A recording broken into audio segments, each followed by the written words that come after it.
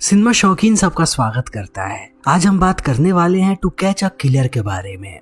ये कहानी है एक सनकी कातिल की जो लोगों को क्यों मार रहा है किसी को कुछ भी पता नहीं चलता। कहानी की शुरुआत होती है और हमारे सामने लॉस एंजलिस का दृश्य आता है और ये वक्त होता है न्यू ईयर का। हर जगह लोग सेलिब्रेट कर रहे हैं, हर जगह पटाखे छूट रहे हैं, सबके चेहरे पर सिर्फ और सिर्फ खुशियां हैं। तभी इन पटाखों की आवाजों के बीच हम गोली की आवाज सुनते हैं। कोई लोगों के सीधा सर में गोली मारता है। हर जगह गोलियां चलने लगती हैं, हर जगह लोग मरते हैं। तब यहाँ पर भगदड़ मच जाती है। जल्दी यह खबर पूरे शहर में फैल जाती है। तभी हम एलेनोर नाम की लड़की को देखते हैं जो एक सिक्योरिटी पुलिस ऑफिसर है। उसे पता लगता है कि एक बार का मालिक एक औरत को परेशान कर रहा है। तब वो अंदर जाती है उन्हें रोकने के लिए। ये रोज का काम है। ये बार का मालिक रोज ही लोगों को परेशान करते रहता है। लेकिन अब वो उसे कुछ कहती उससे पहले रेडियो पर उसे खबर मिलती है कि शहर में बहुत जगह पे लोगों को मारा गया है। अब तक 25 लोगों को किसी ने मार दिया है।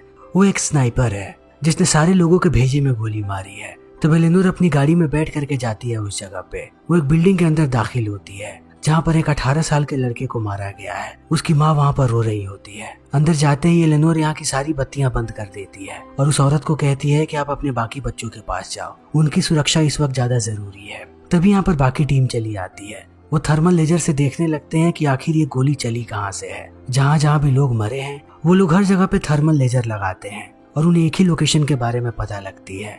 लेकिन जब तक ये लोग लोकेशन के पास जाते वहाँ पर एक बहुत ही बड़ा ब्लास्ट होता है।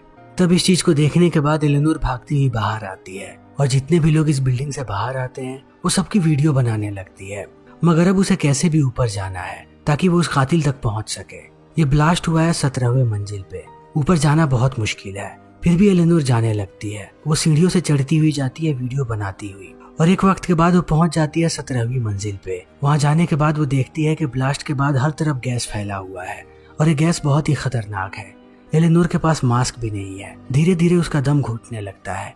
तब वो आगे बढ़ती है ताकि वो खुली हवा में सांस ले सके। लेकिन एक वक्त के बाद वो नीचे गिर जाती है बेहोश होकर के। तभी यहाँ पर पुलिस वाले आ जाते हैं। अंदर आते ही वो सबसे पहले एलेनोर को मास्क पहनाते हैं। तब ये सारे लोग बात करने लगते हैं कि इस फ्लैट का मालिक यहाँ पर नहीं रहता है। वो हमेशा इस जगह को किराए पर देते रहता है।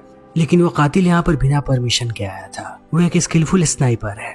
उसने बड़े ही आसानी से 25 लोगों को मार दिया और जब वो यहाँ से जा रहा था तब जानबूझ के उसने यहाँ पर बॉम्ब लगाया ताकि सारे के सारे सबूत खत्म हो जाए और उसने सच में सबूतों को खत्म कर दिया है। इतना कहने के बाद सारे लोग यहाँ से जाने लगते हैं। तभी पुलिस चीफ डांटता है एलेनोर को कि उसे ऑर्डर का इंतजार करना चाहिए था। अकेले ऊपर आना बहुत ही खतरनाक साबित हो सकता था। अब ये सारे लोग चले आते हैं वापस। ऑफिस आते ही पुलिस चीफ सबको बताता है कि हम इस केस को FBI के साथ मिलकर के सोल्व करने वाले हैं। वो सबको इंट्रोड्यूस करवाता है लेमार्क से जो एक FBI ऑफिसर है। लेमार्क सबको कहता है कि हमारा पाला एक बहुत ही शातिर क्रिमिनल से पड़ा है। वो कोई आतंकवादी नहीं है, वो हम लोगों के बीच ही रहने वाला कोई इंसान है, लेकिन वो बहुत ही ज्यादा चालाक है और उसने इस बात को साबित किया है वहाँ पर बॉम्ब लगा करके। हमारे पास उसके खिलाफ एक भी सबूत नहीं है। हम बिल्कुल नहीं जानते कि वो कौन है, इसीलिए हम सबको अपने आंख और कान को खोल करके रखना है, तभी हम उसे पकड़ पाएंगे। वो इसी शहर में है। उन सारे लोगों को मारने के लिए उसने बहुत ही खतरनाक बंदूक का इस्तेमाल किया है, इसीलिए सबसे पहले हमें उसके बंदूक के बारे में पता लगाना है, तब हम उसके पास पहुंचेंगे। मुझे भरोसा है कि बहुत ही जल्द हम उसे पकड़ने वाले हैं। तब इन बातों को सुनने के बाद सारे लोग तालियां बजाते हैं और हम एलेनोर को देखते हैं जो सबको कॉफी पिला रही है क्योंकि वो एक लो लेवल ऑफिसर है। वो सबको कॉफी देने के बाद किचन में अंदर जाती है। तभी उसका साथी कहता है कि मुझे लगता है कि ये कोई इंटरनेशनल क्रिमिनल है जो यहाँ पर किसी बड़े आदमी को मारने आया है। तब एलेनोर कहती है कि नहीं, ये बस एक सनकी आदमी है जिसे लोगों को मारने में मजा आता है। वो जब लोगों को खुश देखता है तब उन पर गोलियां चलाता है। तब इन बातों को लेमार्क सुन लेता है और उसे ये थ्योरी बहुत ही इंटरेस्टिंग लगती है। तब वो एलेनोर को कहता है कि क्या तुम और डिस्क्राइब कर सकती हो। तब एलेनोर कहती है कि इस आदमी को लोगों को मारने में मजा आता है और कहीं यही चीज उसे शांति भी देती है, वरना कोई एक बार में 25 लोगों को नहीं मार सकता। एक के बाद एक लोगों को मारना ये बहुत ही बड़ी बात है। ये काम कोई सनकी ही कर सकता है जिसे सबसे ज्यादा इसी काम में मजा आता हो। ये काम उसके लिए खाने की तरह है। उसने तब तक लोगों को मारा जब तक उसका पेट नहीं भरा। जब उसका पेट भर गया तब वो वहां से चला गया, लेकिन उसे दोबारा भूख लगेगी और वो फिर से लोगों को मारेगा। तब इन बातों को सुनने के बाद लेमार्क बहुत प्रभावित होता है और वो एलेनोर से उसका नाम पूछता है। तभी एलेनोर आती है अपने घर पे और यहाँ आने के बाद वो स्विमिंग करती है ताकि दिन में जितनी भी चीजें हुई हैं वो चीजें उसके दिमाग से थोड़े वक्त के लिए चली जाए और जा करके सो जाती है। तब सुबह सुबह उसे पुलिस चीफ का कॉल आता है जो उसे बताता है कि लेमार्क तुमसे मिलना चाहता है। तब एलेनोर यहाँ से निकल जाती है। वो पहुंचती है एक कैफे में। तब वो देखती है कि लेमार्क अपने सीनियर से बात कर रहा है। लेमार्क अपने सीनियर को कहता है कि हमें मीडिया वालों को रोकना पड़ेगा कि वो इस खबर को ज्यादा दूर तक ना फैलाएं और उसके साथ साथ हमें पब्लिक गैदरिंग्स को भी रोक देना चाहिए, तभी हम लोगों को बचा पाएंगे, क्योंकि मुझे लगता है कि वो कातिल दोबारा लोगों को मारेगा। तब इस बात को सुनने के बाद उसका सीनियर कहता है कि हम ऐसा नहीं कर सकते। अगर हमने ऐसा किया तब लोगों के बीच और भी ज्यादा पैनिक क्रिएट हो जाएगा। तुम अपना काम करो, बस जितनी जल्दी हो सके उस कातिल को पकड़ो, हम दूसरा कुछ भी नहीं कर रहे। इतना कहने के बाद वो ऑफिसर यहाँ से चला जाता है। तब एलेनोर आती है लेमार्क के पास।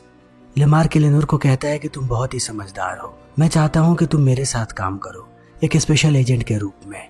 तब इस बात को सुनने के बाद एलेनोर चौंक जाती है, क्योंकि बस वो एक छोटी सी ऑफिसर है।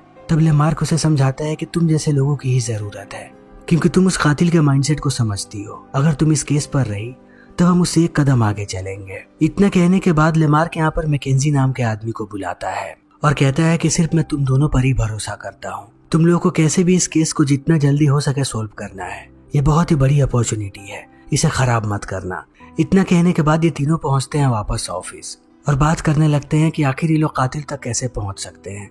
सबसे पहले ये लोग सारे सीसीटीवी फुटेजेस को देखते हैं कि आखिर उसमें क्या है, लेकिन उन्हें यहाँ पर कुछ भी नहीं मिलता। ये लोग कुछ भी कर रहे होते हैं। तब एलेनोर सारी चीजों के नोट्स बनाती है। तब ये लोग एक एक करके सारे के सारे ऑफिसर्स को अंदर बुलाते हैं जो बताएं कि उन्हें क्या लगता है और अब तक उनके इन्वेस्टिगेशन में क्या आया है। तब सारे लोग अपने अपने रिसर्च को यहाँ पर रखते हैं। एक ऑफिसर कहता है कि जाते समय उसने वहां पर एक ग्रेनेड छोड़ा था जिससे ब्लास्ट हुआ है।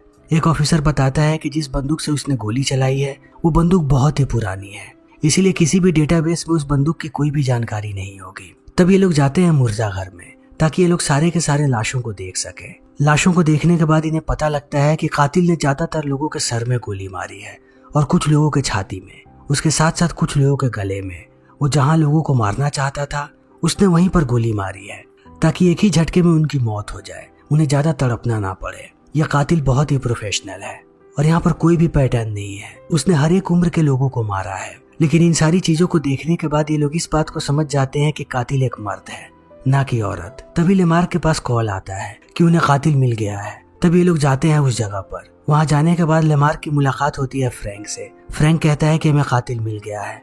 तब लेमार्क कहता है कि तुम्हें कैसे पता कि वही कातिल है। फ्रैंक बताता है कि उसने अपने आप को कमरे में बंद करके रखा था, बहुत दिनों से उसने कमरा नहीं खोला। तब पड़ोसियों ने दरवाजा खुलवाने की कोशिश की।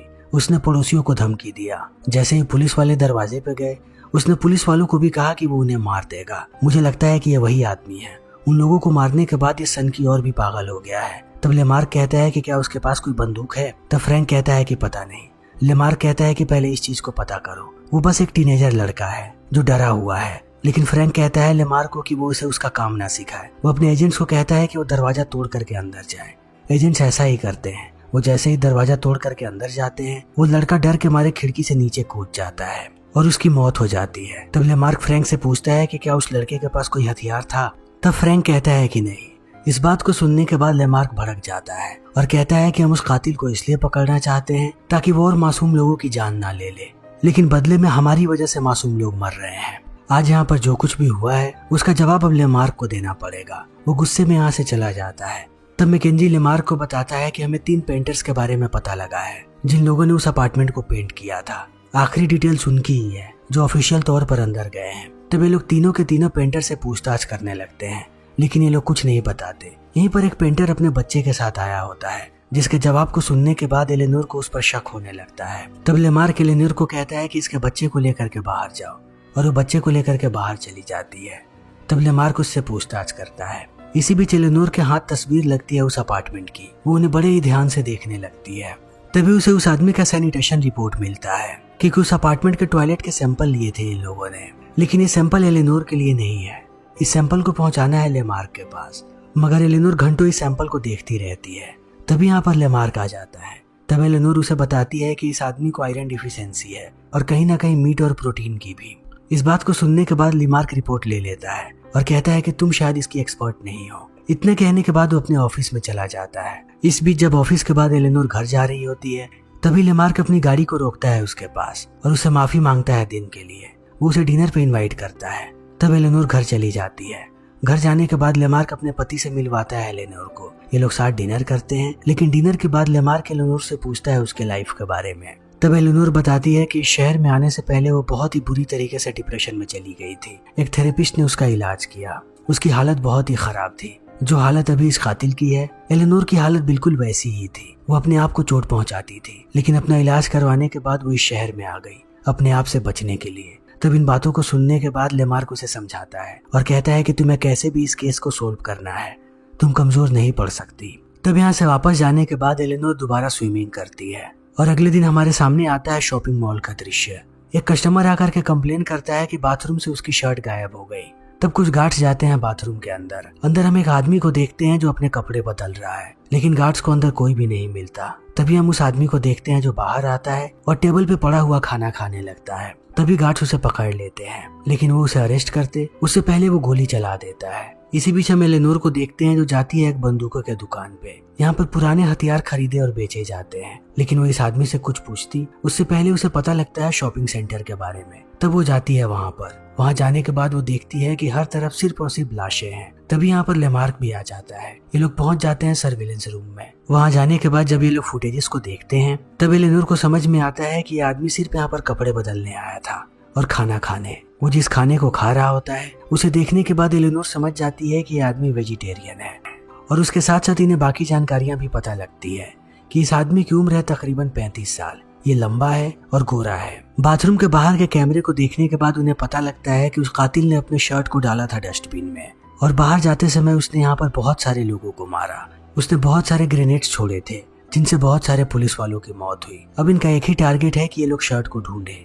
अगर इन्हें शर्ट मिल गया तब उनके पास डीएनए सैंपल भी आ जाएगा, लेकिन डस्टबिन को लोगों ने कचरे में फेंक दिया है। तब पुलिस वाले सारे के सारे कचरे को खंगालने लगते हैं। इसी बीच हम लेमार्क को देखते हैं जो मीडिया वालों को ये फुटेजेस देना चाहता है, लेकिन उसके डिपार्टमेंट वाले मना करते हैं कि अगर ये खबर बाहर आई तो कियोस फैल सकता है। लेकिन लेमार्क कहता है कि कैसे भी इस खबर को बाहर लाना है ताकि लोग हमारी मदद कर सके उस कातिल तक पहुंचने में।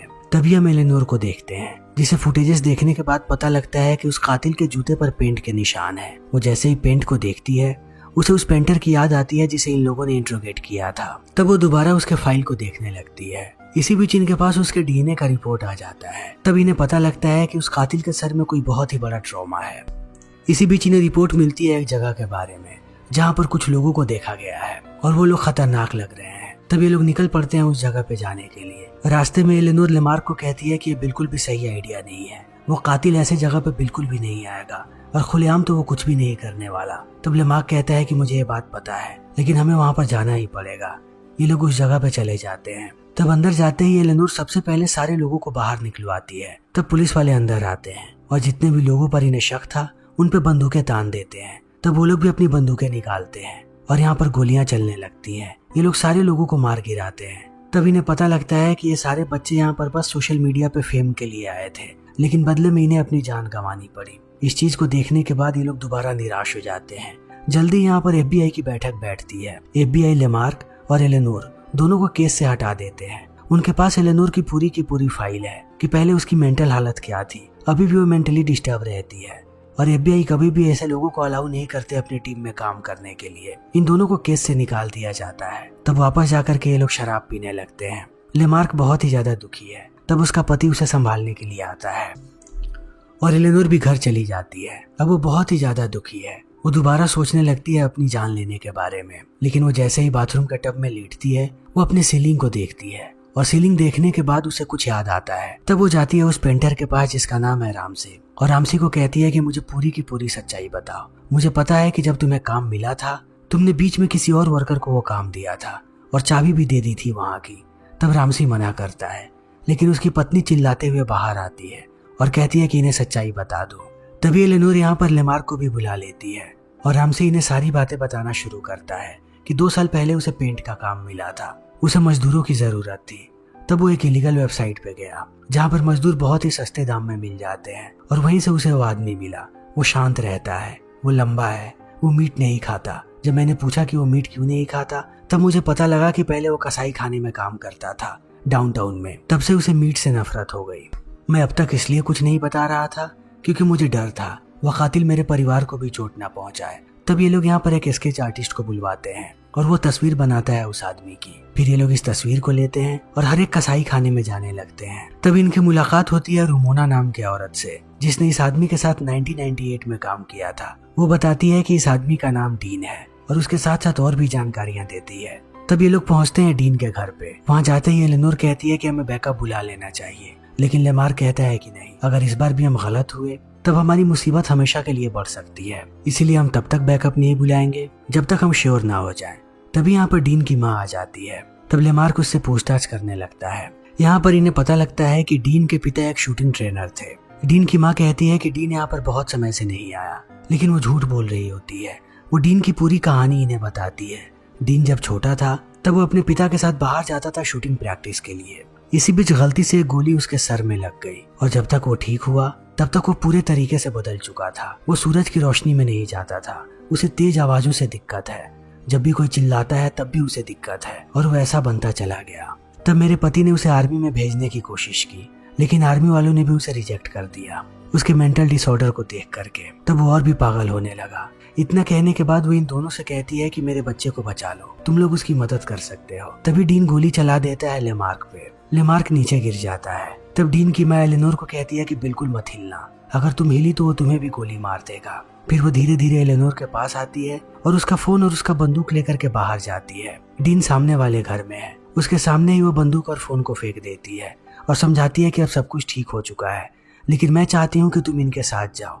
ये लोग तुम्हें स्पेशल प्रिजन में भेजेंगे जहाँ तुम ठीक हो सकते हो, अपनी मुश्किलों को खत्म कर लो। तब इन बातों को सुनने के बाद डीन अपनी माँ को भी गोली मार देता है और आता है एलेनोर के पास। तब एलेनोर उसे समझाने की कोशिश करती है, लेकिन डीन बहुत ही चालाक है। वो एलेनोर के झांसे में नहीं आने वाला। वो उसे कहता है कि इंसान बहुत ही बदतर हो चुके हैं, उन्हें कोई भी काम शांति से करना नहीं आता। छोटी से छोटी चीज हो तो वो शोरगुल मचाने लगते हैं। उन्हें हर वक्त हल्ला मचाना है। उनके लिए सेलिब्रेशन का मतलब ही है हल्ला मचाना। वो स्वाद के लिए सिर्फ मीट खाना पसंद करते हैं। मुझे इन सारी चीजों से नफरत है। मैं इस दुनिया में अब नहीं रहना चाहता। मैं जैसे ही अपनी माँ के गोद में जा करके सोऊं, तुम मेरे भेजे में गोली मार देना ताकि मुझे शांति की मौत मिल सके। तभी यहाँ पर पुलिस वाले आ जाते हैं। तब इस चीज को देखने के बाद डीन गुस्सा हो जाता है। उसे लगता है कि एलेनोर ने यहाँ पर पुलिस वालों को बुलाया है। वो उसे खींच के ले जाता है नीचे बेसमेंट में। तब एलेनोर ने कहती है कि तुम्हारी गोली की आवाज सुन करके यहाँ पर पुलिस वाले आए हैं, मैंने किसी को भी नहीं बुलाया। लेकिन अब डीन उसकी बात नहीं सुनता। वो एक एक करके सारे पुलिस वालों को मारने लगता है। तब यहाँ पर और भी ज्यादा पुलिस वाले आ जाते हैं। तब डीन 2 बड़े बड़े बॉम्ब्स को निकालता है ताकि वो इस पूरे जगह को उड़ा दे और पीछे से भाग जाए। तब एलेनोर उसे समझाती है और कहती है कि तुम्हारी तरह मुझे भी दुनिया से नफरत हो गई थी, लेकिन तुम ठीक हो सकते हो। इतना कहने के बाद ये दोनों लड़ने लगते हैं, लेकिन डीन नहीं मानता। वो ऊपर के पूरे जगह को उड़ा करके यहाँ से भाग जाता है, मगर एलेनोर अभी भी जिंदा है। वो पीछे के दरवाजे से ऊपर आती है पुलिस वालों के पास और सबको बताती है कि डीन कहाँ भागा है। तब पुलिस वाले उसका पीछा करने लगते हैं। थोड़ी देर के बाद सारे लोग उसे घेर लेते हैं। तब वो अपनी बंदूक उठाता है इन पे गोली चलाने के लिए, लेकिन वो किसी को मारता उससे पहले पुलिस वाले उसे मार गिराते हैं। तभी हमें पता लगता है कि लेमार्क की भी मृत्यु हो चुकी है। देखते ही देखते पूरे शहर में खबर फैल जाती है कि वो कातिल मारा गया। तब FBI वाले बात करते हैं एलेनोर से। एलेनोर सारी बातें बताती है कि लेमार्क ने कितना अच्छा काम किया था, उसे ब्रेवरी अवार्ड मिलना चाहिए और जितने भी उसके राइट्स हैं सबको उसके पति के नाम पर ट्रांसफर करना पड़ेगा। तब ये लोग मान जाते हैं और अब एलेनोर भी स्पेशल एजेंट के रूप में काम करेगी। इसी के साथ ये फिल्म यहीं पर खत्म हो जाती है। तो दोस्तों, हमारी आज की ये वीडियो यहीं पर खत्म होती है। अगर आपको हमारी ये वीडियो पसंद आई हो तो इसे लाइक करें, शेयर करें और चैनल को सब्सक्राइब करें। Thank you.